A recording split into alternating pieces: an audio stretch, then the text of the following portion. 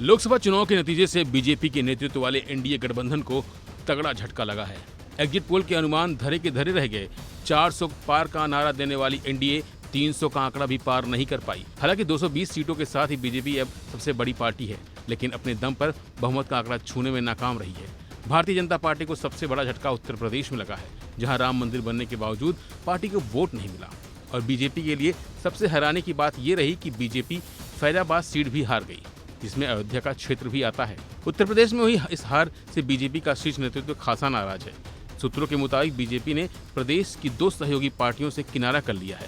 खबरों की माने तो बुधवार को दिल्ली में आयोजित एनडीए की बैठक में यूपी के 2 सहयोगी दलों को नहीं बुलाया गया है। दरअसल यूपी में बीजेपी के 4 मुख्य सहयोगी दल हैं। इस चुनाव में 2 सहयोगी दल अपनी सीट हार गए हैं, जिसमें घोसी लोकसभा सीट पर सुभाष सपा को हार का सामना करना पड़ा। इस सीट पर सुभाष सपा ने अरविंद राजभर को अपना प्रत्याशी बनाया था, लेकिन उन्हें हार का सामना करना पड़ा। वहीं दूसरी तरफ निषाद पार्टी की ओर से प्रवीण निषाद को बीजेपी ने संत कबीर नगर से अपना उम्मीदवार बनाया था, लेकिन प्रवीण निषाद भी इस चुनाव में हार गए हैं। वो पहले भी इसी सीट से सांसद थे।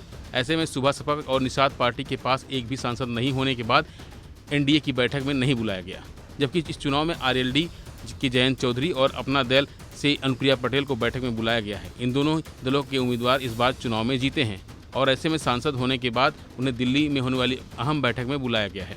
वैसे लोकसभा चुनाव में यूपी में सबसे बड़ा कमाल समाजवादी पार्टी ने किया है, क्योंकि इस चुनाव में समाजवादी पार्टी 37 सीटों के साथ प्रदेश की सबसे बड़ी पार्टी बनकर आई है, जबकि बीजेपी दूसरे नंबर पर है।